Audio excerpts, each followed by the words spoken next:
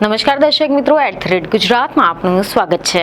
તાજેતરમાં ભાજપે ઓબીસી સમુદાયના જગદીશ વિશ્વકર્માને ગુજરાતના નવા પ્રદેશ પ્રમુખ તરીકે નિયુક્ત કર્યા છે અને હવે જોવા જેવી વાત એ થઈ ગઈ છે કે આ ત્રણેય પક્ષો ભાજપ, કોંગ્રેસ અને આમ આદમી પાર્ટીએ ઓબીસી સમુદાયને આકર્ષવા માટે જે વિવિધ વ્યૂહરચના અપનાવી હતી અને આના જ ભાગરૂપે હવે ભાજપ, કોંગ્રેસ અને આમ આદમી પાર્ટી આ ત્રણેયના પ્રમુખો ઓબીસી સમુદાયના થઈ ગયા છે અને આ એક મહત્વપૂર્ણ પરિવર્તન છે કે જે ગુજરાતના રાજકારણમાં ઓબીસી સમુદાયની વધતી ભૂમિકાને પ્રતિબિંબિત કરી રહી છે, જે હાલ તો સૌના ચર્ચાનું કેન્દ્ર બની ગયું છે। જો કે આની સાથે જ એ પણ સવાલો થઈ રહ્યા છે કે ગુજરાતના રાજકારણમાં ઓબીસીનું મહત્વ કેમ વધી ગયું છે। આ અંગે રાજકીય વિશ્લેષકોનું શું માનવું છે, તો આ અંગે આજે અમે તમને કેટલીક રાજકારણને લગતી મહત્વની જાણકારી આપીશું। તો મીડિયા અહેવાલ અનુસાર એવી માહિતી સામે આવી છે કે આ અંગે કેટલાક રાજકીય નિરીક્ષકો માને છે કે ગુજરાતમાં છેલ્લા કેટલાય દાયકામાં સામાજિક પરિવર્તન અને જાતિ આધારિત રાજકીય સત્તાની ભાગીદારીમાં સપાટી પર દેખાવા લાગેલા જે અસંતુલન સામે ઊભી થતી નવી જાતિ આધારિત ઓળખની રાજનીતિ છે, આ રાજનીતિએ પાર્ટીઓને પોતાનો અભિગમ બદલવા માટે મજબૂર કરી નાખ્યા છે। રાજકીય અવલોકનકારોનું માનવું છે કે આ ત્રિપક્ષીય સમીકરણે સ્પષ્ટ સંકેત આપે છે કે ગુજરાતની રાજનીતિમાં હવે પોસ્ટ પાટીદાર ફેઝ એટલે કે અનુપાટીદાર તબક્કો શરૂ થઈ રહ્યો છે, જેમાં રાજકારણ જાતિ કરતાં પણ પ્રતિનિધિત્વ અને સમાજના નવા અવાજના આધારિત બનતું જઈ રહ્યું છે। આ સિવાય ગુજરાતના રાજકારણમાં ઓબીસી સમુદાયનો ઇતિહાસ ઘણો જ જૂનો રહ્યો છે। વર્ષ 1980ના દાયકામાં ઓબીસી સમુદાયે ગુજરાતના રાજકારણમાં પોતાની હાજરી દર્શાવવાનું શરૂ કર્યું હતું અને બસ ત્યારથી જ ઓબીસી સમુદાયનું મહત્વ સતત વધતું જોવા મળી રહ્યું છે અને આજે ઓબીસી સમુદાય ગુજરાતના રાજકારણમાં મહત્વપૂર્ણ ભૂમિકા ભજવી રહ્યું છે। ભાજપ હોય, કોંગ્રેસ હોય કે આમ આદમી પાર્ટી હોય, બધાની અપેક્ષા જ્ઞાતિગત જે સમીકરણો છે તેને બદલવાની હોય છે અને ગુજરાતના રાજકારણમાં ઓબીસી સમુદાયનું મહત્વ અનેક કારણોસર વધતું જોવા મળી રહ્યું છે। પ્રથમ તો એ છે કે ગુજરાતમાં ઓબીસી સમુદાય નોંધપાત્ર રીતે મોટો થઈ ગયો છે। ઓબીસીના લોકો ગુજરાતની વસ્તીનો મોટો હિસ્સો ધરાવે છે। બીજું કારણ કે ઓબીસી વધુને વધુ શિક્ષિત અને આર્થિક રીતે સશક્ત બની રહ્યો છે, આનાથી તેમની રાજકીય ભાગીદારી પણ વધી રહી છે। ગુજરાતના રાજકારણમાં ઓબીસી સમુદાયનો નોંધપાત્ર પ્રભાવ રહ્યો છે। ઓબીસી વિવિધ રાજકીય પક્ષોમાં સક્રિય છે અને મહત્વપૂર્ણ ભૂમિકા ભજવી રહ્યું છે।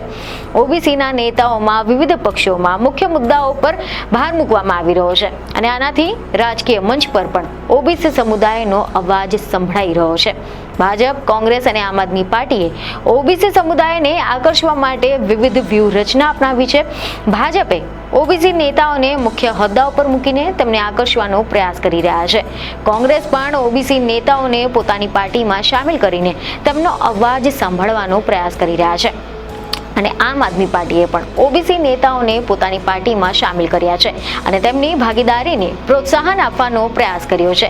જેમાં જો આપણે સૌ પ્રથમ વાત કરીએ કે આ અંગે ભાજપની રણનીતિ શું છે, તો રાજકીય નિષ્ણાતોનું માનવું છે કે ભાજપે ઓબીસી સમુદાયને આકર્ષવા માટે વિવિધ વ્યૂહરચના અપનાવી છે। ઓબીસી નેતાઓને મુખ્ય હોદ્દા પર મૂકીને ભાજપ ઓબીસી મતો મેળવવાનો હેતુ ધરાવે છે। ભાજપ માટે દલિત કે આદિવાસીને રાષ્ટ્રપતિ બનાવ્યા પછી જેમ જ પ્રદેશ પ્રમુખ તરીકે ઓબીસીનો ચહેરો જાહેર કરવો એ માત્ર માર્કેટિંગ પોલિસી હોઈ શકે છે। ભાજપ એક કેડર બેઝ પાર્ટી છે। હકીકતમાં ભાજપને એવા પ્રદેશ પ્રમુખની જરૂર હતી કે જે વધારે મહત્વકાંક્ષી ન હોય અને પાર્ટીના સંપૂર્ણ નિયંત્રણમાં રહે। તેથી જ કરીને જગદીશ વિશ્વકર્માની પસંદગી કરવામાં આવી હોઈ શકે છે। જોકે ઓબીસી નેતાને પ્રમુખ બનાવવાના પગલાને પાટીદાર આંદોલન પછીના રાજકીય સંતુલનની કવાયત માનવા અંગે પણ કેટલાક રાજકીય નિષ્ણાતોનું કહેવું છે કે આ પગલું એ પાટીદાર આંદોલન પછીના રાજકીય સંતુલનની કવાયત નથી, કેમ કે પટેલ આંદોલન પછી પણ ગુજરાતમાં ભાજપ સત્તામાં આવ્યો છે। ઓબીસી સમાજની સૌથી મોટી જ્ઞાતિ કોળી સમાજ છે, જે ગત ચૂંટણીમાં ભાજપની સાથે રહી હતી અને આ પગલું પટેલ અને ઓબીસી સમાજની વચ્ચે સંતુલન સાધવા માટે નથી, પરંતુ આ માત્ર રાજકીય લાભ મેળવવા અને ઓબીસી સમાજની સાથે છે તે દર્શાવવા માટેનું એક માત્ર પ્રતિકારાત્મક પગલું જોવામાં આવી રહ્યું છે। માત્ર કોઈને હોદ્દા આપી દેવાય અને તે સમગ્ર સમાજની પ્રગતિ ગણી શકાય નહીં, પરંતુ સામાજિક માળખું, આર્થિક ધોરણો, શિક્ષણ, રોજગાર અને કલ્યાણકારી જે યોજનાઓ છે તેના થકી થયેલી જે પ્રગતિ છે તે જ સાચું સામાજિક ઉત્થાન માનવામાં આવે છે. આ અધ્યક્ષ થકી સરકારની નીતિઓની અંદર પરિવર્તન લાવી શકે નહીં.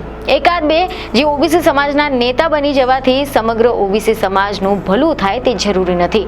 જોકે અન્ય કેટલાક જાણકારોનું માનવું છે કે પાટીદાર આંદોલન પછી પાટીદારોની જે વોટ બેંક છે તે ભાજપમાં વધી ગઈ છે અને પાટીદારો હવે ભાજપના જ મતદારો બની ગયા છે તેવું પણ કહેવાય રહ્યું છે. આ ઓબીસી ચહેરો પાટીદાર આંદોલન પછીની રાજકીય સંતુલનની કવાયત નથી, પરંતુ જ્ઞાતિ ગણિત હેઠળ ભરવામાં આવેલું પગલું છે. ઓબીસી મતદારોને આકર્ષવા માટે આ પગલું લેવાયું છે. આના ઉપરાંત પાટીદારોની વગ વધી ગઈ છે. ટિકિટ વહેંચણીમાં પણ તેમનો પ્રભાવ જોવા મળી રહ્યો છે. પાટીદારોની એકતા ભાજપ માટે પડકાર બની રહી છે અને આ જ કારણ છે કે ભાજપ હવે હરીફ પક્ષોમાં હથિયાર પણ વાપરી રહ્યું છે. ઓબીસી કોંગ્રેસની વોટ બેંક છે તેને છીનવવા માટે ભાજપનો આ પ્રયત્ન હોઈ શકે છે અને જો ભાજપે ખરેખરમાં ઓબીસી વોટનો લાભ લેવો જ હોય તો તેમને સ્થાનિક ઓબીસી નેતાને પ્રાધાન્ય આપવું જોઈતું હતું. હવે આપણે વાત કરીએ કે આ અંગેના કોંગ્રેસની રણનીતિ શું છે, તો કેટલાક જાણકારોનું માનવું છે કે કોંગ્રેસે પણ ઓબીસી સમુદાયને આકર્ષવા માટે વિવિધ પ્રકારની વ્યૂહરચના અપનાવી છે. કોંગ્રેસની નેતાગીરી મર્યાદિત થઈ ગઈ છે. ભૂતકાળમાં જોઈએ તો અમિત ચાવડા એક વખત પક્ષના પ્રમુખ તરીકે નિષ્ફળ ગયા હોવા છતાં પણ તેમની પાસે અન્ય કોઈ મજબૂત ઓબીસી નેતાનો વિકલ્પ ન હોવાથી તેમને ફરી એકવાર તક આપવામાં આવી હતી. કારણ કે કોંગ્રેસે ઓબીસી સમુદાયના જે નેતાઓ છે તેમને પોતાના પક્ષમાં સામેલ કરીને તેમના અવાજ સાંભળવાનો પ્રયાસ કરી રહ્યા છે. કોંગ્રેસનો ઉદ્દેશ ઓબીસીના મતો મેળવવાનો છે, તો બીજી તરફ આમ આદમી પાર્ટી દ્વારા પણ ઓબીસી સમુદાયને આકર્ષવા માટે વિવિધ વ્યૂહરચનાઓ પણ અપનાવવામાં આવી રહી છે. આમ આદમી પાર્ટી દ્વારા ઓબીસી સમુદાયના નેતાઓને પોતાની પાર્ટીમાં સામેલ કરીને તેમની ભાગીદારીને પ્રોત્સાહન આપવાનો પ્રયાસ કરવામાં આવી રહ્યો છે. આમ આદમી પાર્ટી તો શરૂઆતના તબક્કાઓમાં પાટીદાર આંદોલનમાંથી આવતા નેતાઓના હતા, પરંતુ તાજેતરમાં જોવા જઈએ તો ઓબીસી ચહેરા તરીકે ઈસુદાન ગઢવી રહ્યા છે. પરંતુ જામ ખંભાળિયામાંથી ચૂંટણી હાર્યા તે મુખ્ય કારણ છે કે તેમની લોકપ્રિયતા હવે ઓબીસીમાં નથી રહી, પરંતુ આમ આદમી પાર્ટીનો ઉદ્દેશ ઓબીસી મતો મેળવવાનો છે. હવે વાત કરીએ કે આ ત્રણેય પક્ષોએ ઓબીસી ચહેરાને જ કેમ પસંદ કર્યા છે, તો આ અંગે એવા અહેવાલ છે કે ગુજરાત કોંગ્રેસના પ્રવક્તા મનીષ દોશીએ આ અંગે નિવેદન આપ્યું હતું, જેમાં તમને જણાવ્યું કે ઓબીસી સમાજની હિસ્સેદારી અને ભાગીદારી અંગે રાહુલ ગાંધી પ્રતિબદ્ધ છે. તેથી કોંગ્રેસ પક્ષે પૂર્વ સ્વતંત્ર સેનાની પરિવારમાંથી આવતા અમિત ચાવડાને પ્રમુખ બનાવ્યા છે. કોંગ્રેસની સામાજિક ન્યાયની લડતના પગલે જ ભાજપને ઓબીસી અધ્યક્ષ નિમવાની ફરજ પડી છે. અમિત ચાવડા યુવાન નેતા છે અને તેમના દાદા ઈશ્વરભાઈ પણ છેવાડાના માનવી માટે લડત આપતા હતા. ચરોતરની ભૂમિ પટેલની સાથે સાથે ઓબીસીની પણ છે.